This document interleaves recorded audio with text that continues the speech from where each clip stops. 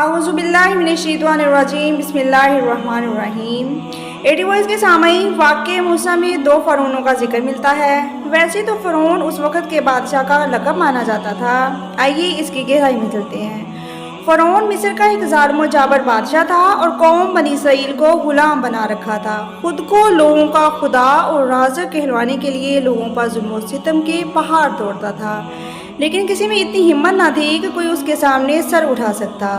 لہذا جب اللہ کسی کام کا ارادہ کرتا ہے تو اس کے اسباب بھی پیدا کر دیتا ہے۔ فرعون کی بیوی آسیہ بنت محزن بہت نیک دل عورت تھی، لیکن کسی بیماری میں مبتلا تھی اور بہت علاج کے بعد بھی شفا نہ ملی۔ کاہنوں نے فرعون کو بتایا تھا کہ محل کے نیچے سے بہنے والی نہر میں سے کوئی ایسا شخص نکلے گا جس کے منہ کی رال یا تھوک آسیہ کے جسم پر لگے تو وہ صحت یاب ہو جائے گی۔ جب حضرت موسیٰ علیہ السلام پیدا ہوئے تو فرعون کے حکم سے ان دنوں بنی اسرائیل میں پیدا ہونے والے لڑکوں کو قتل کرنے کا زور تھا۔ اس تکلیف سے بچنے کے لیے حضرت موسیٰ علیہ السلام کی والدہ نے آپ کو ایک صندوق میں رکھ کر مضبوطی سے صندوق کو بند کر دیا اور اسے دریائے نیل میں ڈال دیا۔ اللہ کی قدرت سے جو نہر فرعون کے محل کے نیچے سے بہتی تھی، دریا سے بہہ کر اسی نہر میں یہ صندوق چلا گیا۔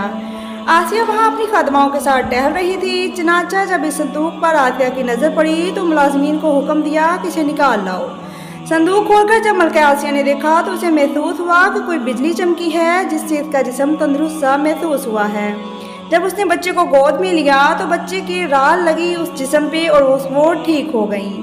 آسیہ کے بدن سے کوئی اولاد نہ تھی۔ فرعون کو منا کے آسیہ نے آپ کو گود لے لیا۔ موسیٰ علیہ السلام کے قصے میں دو فرعونوں کا ذکر ملتا ہے، ایک وہ جس کے گھر آپ نے اللہ کے حکم سے پرورش پائی، اور دوسرا وہ جس کے پاس آپ بنی اسرائیل کی آزادی کا مطالبہ اور خدا کی وحدانیت کا پیغام لے کر گئے، جو سمندر میں غرق ہو گیا تھا۔ لہٰذا بی بی آسیہ کا خاوند، جسے حضرت موسیٰ علیہ السلام کو اپنے محل میں رکھا تھا، جس کا نام رامسیس ثانی بتایا جاتا ہے، اصل میں بی بی آسیہ ریان بن ولید کی پوتی تھی۔ ریان بن ولید وہی بادشاہ تھا جو حضرت یوسف علیہ السلام کے دور میں عزیز مصر تھا اور حضرت یوسف علیہ السلام پر ایمان بھی لایا تھا۔ فرعونوں نے اپنے دور حکومت میں بی بی آسیہ پر دباؤ ڈالا کہ اگر آپ نے فرعون کے ساتھ شادی نہ کی تو آپ کے والدین کو قتل کروا دوں گا، لیکن شادی کے بعد بھی اللہ نے حضرت آسیہ کو فرعون کے شر سے محفوظ رکھا اور وہ آپ پر اپنا حق نہ جتا سکا۔ مورخین کے مطابق فرعون کو اللہ نے نامرد بنا دیا تھا۔ بات لکھنے والے لکھتے ہیں کہ فرعون کو ایک ایسی بیماری تھی کہ طبیبوں نے بتایا تھا کہ وہ تاعمر صحبت نہیں کر سکتا۔ یہ اللہ تعالیٰ کی حکمت تھی۔ اللہ نے بی بی آسیہ کو فرعون کے ناپاک جسم سے محفوظ رکھا۔ بہرحال فرعون کے محل میں حضرت موسیٰ علیہ السلام کی پرورش شاہی شہزادے جیسی ہوئی۔ اس ماحول میں زندگی گزارنے کے باوجود بھی حضرت موسیٰ علیہ السلام فطری طور پر سب سے مختلف کردار کے مالک تھے۔ حضرت موسیٰ علیہ السلام فرعون کے غرور و تکبر اور خدائی کے دعوے کو ناپسند کیا کرتے تھے اور توحید کے مطابق حق میں بات کرتے، جو فرعون اور اس کے درباریوں کو ناگوار گزرتی۔ بہت جلد وہ وقت آ گیا جب اللہ تعالیٰ نے حضرت موسیٰ علیہ السلام کو نبوت عطا کی اور حضرت موسیٰ علیہ السلام فرعون کے دربار میں توحید کی دعوت لے کر آئے، لیکن فرعون کے حواریوں اور حضرت موسیٰ علیہ السلام کے عطا کے درمیان ہونے والے معاملے نے یہ سب پر واضح کر دیا کہ آپ اللہ کے سچے رسول ہیں۔ لیکن فرعون اپنی ضد پر اڑا رہا اور بی بی آسیہ بھی یہ سنسنی خیز منظر اپنی آنکھوں سے دیکھ رہی تھیں۔ اللہ نے آپ کے دل کو ایمان سے بھر دیا اور آپ ایمان لے آئیں۔ بی بی آسیہ کی دلی فراخی کی وجہ سے آپ کو ام المساکین بھی کہا جاتا ہے۔ بی بی آسیہ فرعون کے ظلم و ستم سے واقف تھی، لہذا چھپ چھپا کر موسیٰ کے خدا کی عبادت کیا کرتی تھی اور دعا و استغفار میں مصروف رہتی۔ فرعون کے پوچھنے پر حضرت آسیہ نے بڑے دربار میں کہہ دیا کہ موسیٰ کے رب پر ایمان رکھتی ہوں، میں کسی فرعون کو خدا نہیں مانتی۔ یہ بات جلد ہی پورے مصر میں پھیل گئی۔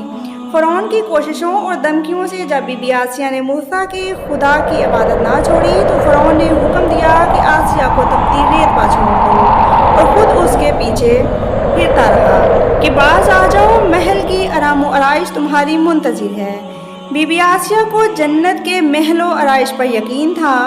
جب فرعون نے حضرت آسیہ کو ثابت قدمی میں دیکھا تو بی بی آسیہ کو شہید کرنے کا حکم اپنے سپاہیوں کو دے دیا اور حکم دیا کہ آسیہ کو چت لٹا کر اس پر کوئی بہت بڑی بھاری چٹان زور سے دے مارو۔ جب سپاہی ایسا کرنے لگے تو حضرت آسیہ نے آسمان کی طرف نظر اٹھائی۔ اللہ تعالیٰ نے عرش کے پردوں کو ہٹا کر حضرت آسیہ کو جنت کے نظارے دکھا دیے، ساتھ ہی زور سے پتھر گرا اور آپ کی روح پرواز کر گئی۔ احادیث مبارکہ میں بیان ہے، نبی کریم صلی اللہ علیہ وآلہ وسلم نے فرمایا، مردوں میں سے تو بہت سے مرد افضل درجات تک پہنچے، لیکن عورتوں میں فرعون کی بیوی آسیہ اور عیسیٰ علیہ السلام کی والدہ مریم بنت عمران کے سوا کوئی بھی درجہ کمال تک نہیں پہنچی۔ ہم نے دیکھا کہ ایمان لانے والے ساری آرائشوں کو چھوڑ دیتے ہیں آخرت کی لافانی زندگی کے لیے۔ وقت اور حالات ثابت کرتے ہیں کہ دنیا فانی ہے۔ اپنا اور اپنے سے وابستہ لوگوں کا خیال رکھیں، خوش رہیں اور خوشیاں بانٹیں۔